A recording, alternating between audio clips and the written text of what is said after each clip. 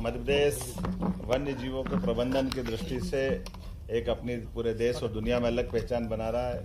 और खासकर भोपाल में रातापानी में डॉक्टर विष्णु श्रीधर वाकणकर के नाम पर हमने हमारा 8वां टाइगर रिजर्व पार्क की घोषणा की थी और उसका जिस प्रकार से सफलता के साथ स्वागत हुआ और धीरे धीरे करके भोपाल में वन्यजीव प्रबंधन की दृष्टि से ये देश की पहली राजधानी बना है। मुझे इस बात की प्रसन्नता है कि हम एक और टाइगर रिजर्व पार्क की आज अधिसूचना जारी कर रहे हैं। ये माधव नेशनल पार्क टाइगर अभयारण्य के नाते जाना जाएगा। यद्यपि ये माधव नेशनल पार्क तो 1956 में बना था, लेकिन टाइगर रिजर्व पार्क करके जब ये बन के जाता है तो ऐसे में टाइगर की प्रति जिज्ञासा और हमारा फॉरेन का, अपने देश का, सभी जिज्ञासु पर्यटकों का ये अद्भुत केंद्र बनेगा। मुझे इस बात की प्रसन्नता है कि मध्य प्रदेश में यशस्वी प्रधानमंत्री के माध्यम से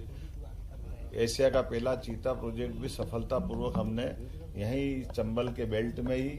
श्योपुर और मुरैना से जोड़ करके इसकी शुरुआत की थी और उसकी दूसरी पीढ़ी भी अब हमने जंगलों के अंदर हमारे सभी चीता सफलता के साथ घूमते दिखाई दे रहे हैं। और ये केवल चीता नहीं, यहाँ इसी चंबल के क्षेत्र में घड़ियाल प्रोजेक्ट भी काम कर रहा है, जो चंबल के नदी के माध्यम से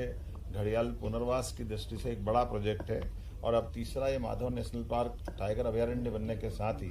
एक पूरा चंबल का बेल्ट पर्यटन की दिशा में, रोजगार की दिशा में, क्षेत्र को पहचान की दिशा में एक नई अपनी पहचान बनाएगा। जिस टाइगर रिजर्व पार्क को हम अनाउंस कर रहे हैं, इसके अंदर वैसे भी काफ़ी बड़ी संख्या में हमारे जंगली जीव, खास करके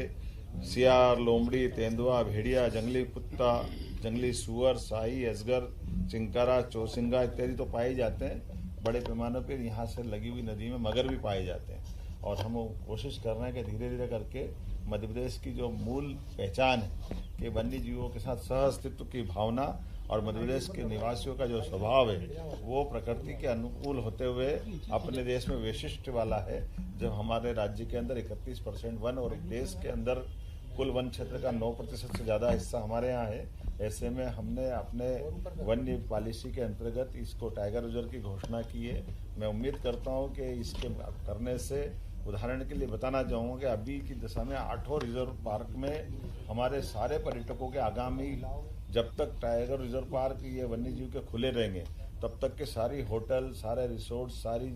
रुकने की जगह, सारी जिप्सियाँ, सारी की सारी फुल है। कोशिश कर रहे हैं कि और आने वाले समय में पर्यटकों की संख्या बढ़ती जाए। तो इन्वेस्टर समिट में हमने इस अपने आप में इस चीज़ की गुंजाइश दी है कि भविष्य में ऐसे हम पार्क भी बढ़ाते जाएं और नए नए प्रकार से रुचि बनाते हुए इस पे आगे बढ़ें। मुझे इस बात का संतोष है कि ये नवा टाइगर रिजर्व पार्क अपने आप में उल्लेखनीय रहेगा और 2025 का तो ये समय हमारे लिए और अनुकूल है, जब हम लगभग 3 महीने के अंदर ये दूसरा पार्क दे रहे हैं। मेरी अपनी ओर से सबको बधाई।